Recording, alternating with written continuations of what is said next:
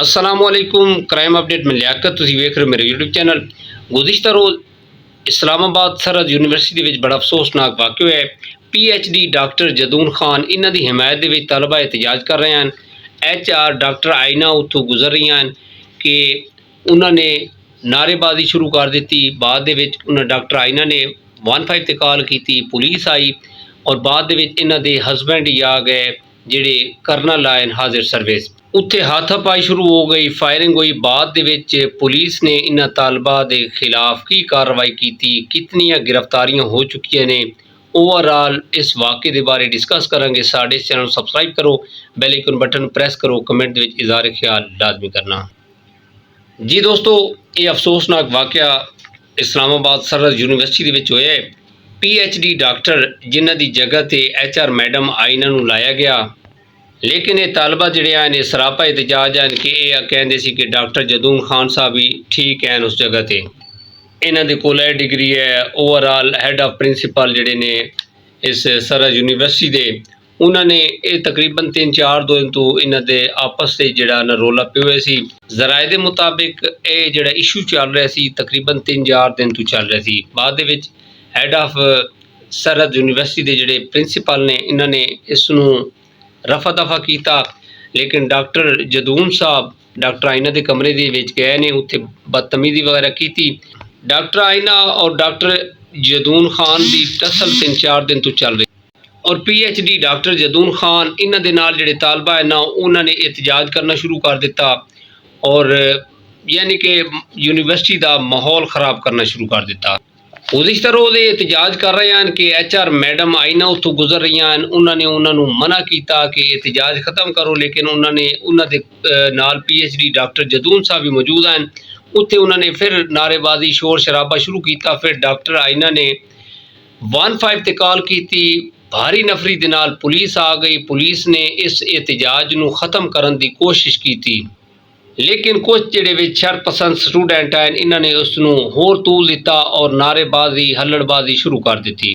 बजाय इस एहतजाज नूं ख़त्म करने की बजाय उन्होंने यह जोर दे रहे हैं कि डॉक्टर PhD डॉक्टर जदून साहब नूं उन्हां दी अपनी सीट ते लाया जाए। और उस टाइम इस एहतजाज दे विच PhD डॉक्टर जदून साहब भी मौजूद हैं।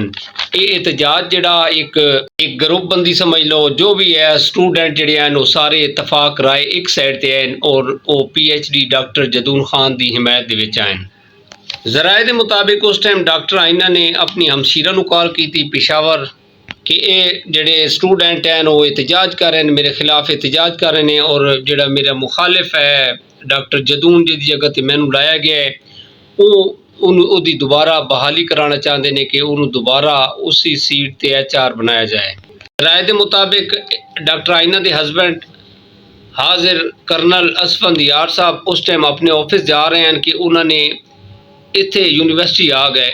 बजाय ऑफिस जाने के उन्होंने इतला मिली, वो डायरैक्ट जनाब इत्थे यूनीवर्सिटी आ गए। तो उन्होंने जो देखा है कि जिहड़े ये तालबा हैं ये एहतजाज कर रहे हैं और जिहड़ी मेरी वाइफ है उन्होंने आसे पासे यानी कि जिस तरह की हल्लड़बाजी होंदी नारेबाजी कर रहे हैं, वो आए ने उन्होंने समझाने की कोशिश की है स्टूडेंट नूं, लेकिन वो नहीं समझे। पुलिस भी उस टाइम मौजूद आई, तकरीबन 10 तो 15 जिहड़े हैं पुलिस के मुलाजिम उस टाइम मौजूद हैं। ये एहतजाज ख़त्म करा रहे हैं, लेकिन वो नहीं सी मान रहे।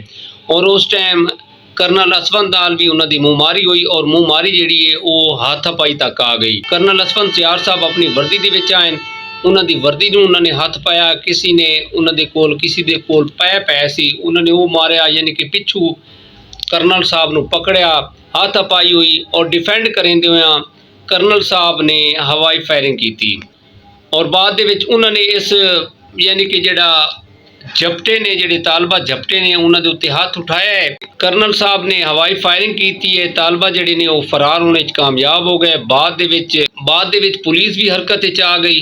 ज़राए के मुताबिक 25 तो 37 स्टूडेंट जिहड़े इस सरहद यूनीवर्सिटी उस टाइम एहतजाज दे विच मौजूद हैं, CCTV कैमरे दे विच देखे जा रहा और उन्होंने जिहड़ा बायोडेटा लै रहे हैं और कई ऐसी गिरफ्तारियां हो रही ने। कर्नल असफंद यार साहब की अहलियत की मुद्दत दे विच FIR कट्टी गई तकरीबन 25 तो 37 बंदे स्टूडेंट के खिलाफ, और पुलिस छापे मार रही है जिन्हें ने ਕਰਨਲ ਸਾਹਿਬ ਤੇ ਹੱਥ ਉਠਾਇਆ ਹੈ ਉਹਨਾਂ ਨੂੰ ਗ੍ਰਿਫਤਾਰ ਕਰ ਰਹੀ ਹੈ।